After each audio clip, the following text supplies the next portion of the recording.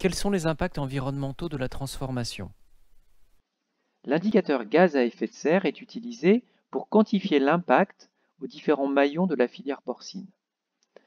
L'élevage représente 70% de l'impact des gaz à effet de serre, avec une émission de 2,69 kg de CO2 par kilo de porc vif.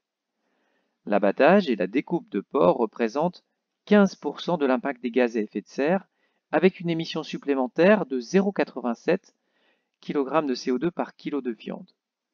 Nous allons maintenant regarder la partie transformation, qui, selon les produits, représente environ 20% de l'impact des gaz à effet de serre. En salaison cuite, en prenant l'exemple du jambon cuit, on a ici une représentation des principaux impacts liés à la fabrication de ce produit. L'impact global est estimé à 4,68 kg de CO2 par kilo de produit. L'impact lié aux viandes est prépondérant, il représente environ 80% de l'impact global. Ensuite, on peut observer des impacts liés aux emballages, aux énergies et aux fluides frigorigènes. En salaison sèche, l'impact gaz à effet de serre est plus important qu'en salaison cuite. Pourquoi? Parce que l'on va concentrer le produit, on va faire notamment des périodes de séchage et d'affinage qui vont permettre de retirer une partie de l'eau du produit. Les salaisons sèches représentent ainsi environ 6,91 kg de CO2 par kilo de produit. Comme pour la salaison cuite, les viandes ont un impact prépondérant. Ensuite, on peut constater des impacts liés aux emballages, aux énergies, aux fluides frigorigènes, mais également au transport, qui sont liés au fait que les zones de production, les zones d'élevage, sont situées à des distances importantes des zones de fabrication des produits, qui sont plutôt situées dans le sud-est ou le sud-ouest de la France. L'indicateur consommation d'eau est aussi suivi dans le cadre d'études. Et ici, on regarde que pour fabriquer du jambon cuit, la consommation d'eau peut être décomposée en fonction des différents maillons qui servent à cette fabrication. On se rend compte au travers d'études conduites par l'INRA et Arvalis que la partie culture utilise beaucoup plus d'eau que les parties suivantes en raison de l'irrigation notamment nécessaire pour certaines cultures. Et on le voit que la partie élevage, abattage, découpe et transformation ont des niveaux de consommation, d'utilisation moindres, mais qui sont liés notamment au lavage des salles et puis à l'utilisation d'eau dans les process, en termes notamment de refroidissement ou même de formulation. Un indicateur important, et je reviendrai dessus, c'est l'indicateur emballage. On se rend compte au travers de ce graphique, ou de ce tableau, pardon, qu'il y a des poids en grammes équivalents plastique par kilogramme de produits emballés qui vont être très différents en fonction des choix qui seront faits par les industriels. Un jambon vendu à la au rayon trad, en tranche, va être beaucoup moins impactant qu'un produit tranché vendu au rayon libre-service.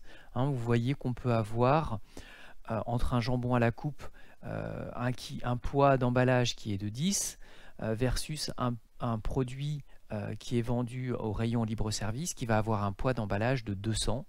Donc l'équivalent en CO2, vous voyez, va passer de 2,70 à 17%, donc un impact beaucoup plus fort lié à la quantité de produits qui va être faible au regard de la quantité d'emballage. Alors, quels sont les moyens de réduction de ces impacts dans la filière porcine? On a orienté nos travaux, et plus particulièrement dans notre équipe, sur les emballages et sur les énergies. Citeo a financé un certain nombre de projets visant à supprimer le PVC et à travailler sur la recyclabilité. C'est des projets qui sont passés ou qui sont actuellement en cours, je pense notamment au projet monofilm. On a eu aussi un projet intéressant financé par l'ADEME pour maîtriser la consommation d'énergie dans les industries agroalimentaires.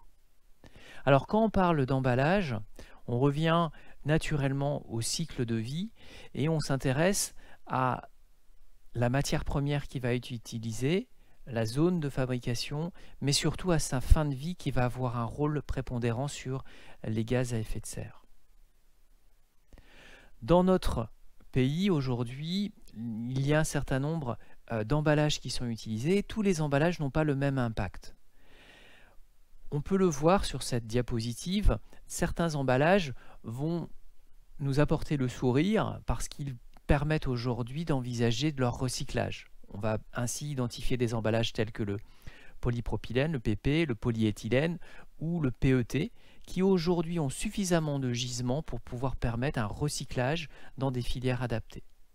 Il faut savoir qu'une grande partie des produits de la transformation utilisent des emballages complexes, c'est-à-dire qui comportent plusieurs couches. L'intérêt de ces emballages complexes est d'apporter de la fonctionnalité à ces emballages.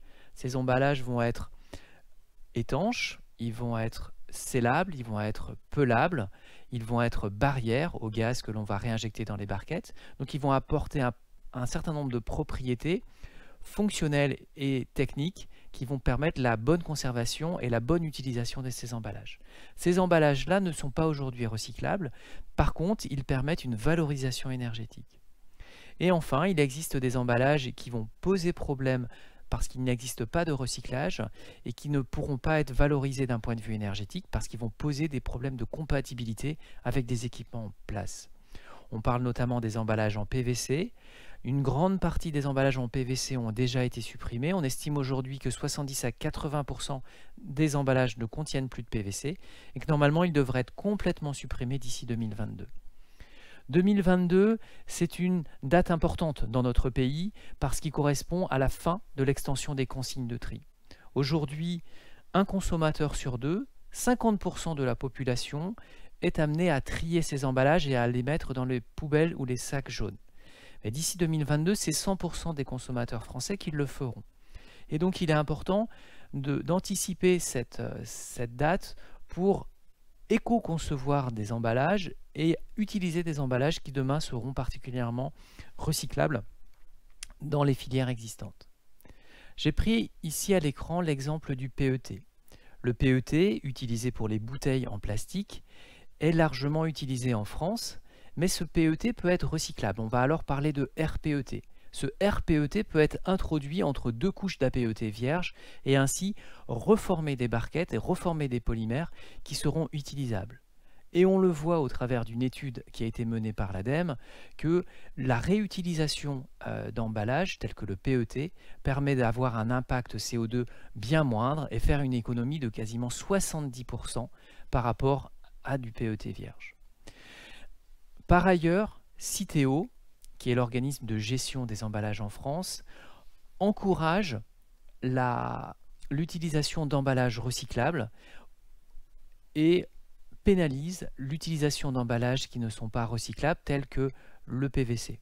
On a ainsi une nouvelle grille tarifaire qui est sortie en 2020 qui incite fortement les industriels à ces nouvelles solutions.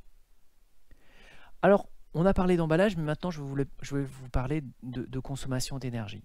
La question qu'on se pose souvent, c'est combien je consomme dans mon entreprise. Avoir une facture mensuelle ou trimestrielle n'est pas aujourd'hui satisfaisant ou suffisant pour permettre une bonne gestion de mon énergie au sein de mon entreprise. C'est pour ça qu'il existe en fait des outils disponibles. Aujourd'hui, nous, on a travaillé avec Energency, qui est une entreprise spécialisée dans les économies d'énergie, pour pouvoir capter l'information disponible sur les sites industriels. Sur les sites industriels, vous avez des capteurs qui peuvent être positionnés et ces capteurs ont la capacité de faire remonter l'information en temps réel des consommations d'eau, de gaz, d'électricité, de façon à ce que les industriels puissent avoir une information en temps réel de leur consommation et puissent agir pour voir s'il y a une surconsommation ou une sous-consommation dans leur process. Aujourd'hui, des applications sont disponibles et permettent de restituer de la valeur aux industriels et de mettre en place des systèmes de management de l'énergie.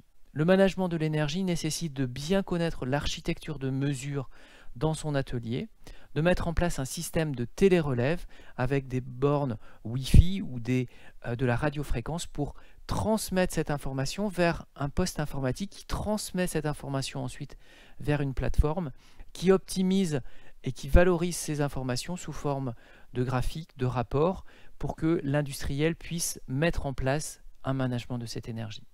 Donc aujourd'hui, des plateformes sont disponibles, telles que présentées à l'écran. Elles sont capables de restituer une information telle que combien me coûte mon énergie, est-ce que j'ai consommé plus d'eau, de gaz ou d'électricité que le mois dernier, quels sont mes ateliers qui sont les plus énergivores, quels sont mes ratios de production, combien de mètres cubes de gaz j'ai dû utiliser pour produire une tonne de produit.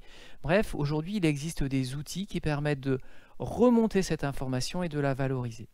L'avantage de ces rapports ou de ces monitoring en temps réel, c'est qu'ils permettent de réduire le temps entre le moment où on avait l'information par le passé avec une facture et le temps où on peut agir. Là, on passe d'une vision macro de l'usine à une vision atelier, voire une vision produit, qui permet de mieux suivre l'évolution des consommations, voire même de supprimer une référence si on se rend compte qu'elle est trop énergivore. L'énergie n'est pas aujourd'hui un poste très important de consommation. Cependant, il n'est pas très important par rapport à d'autres industries, comme l'industrie automobile ou l'industrie papetière. Il faut savoir que ces industries-là, aujourd'hui, ont des tels besoins en énergie qu'ils utilisent ce type de plateforme pour prédire en fait leur consommation d'énergie et maîtriser leurs achats. Donc en conclusion, je dirais que dans le secteur de la transformation, deux leviers d'action sont vraiment intéressants, la maîtrise de l'énergie et la maîtrise des emballages, pour avoir un impact sur les gaz à effet de serre et sur l'impact environnemental. Merci.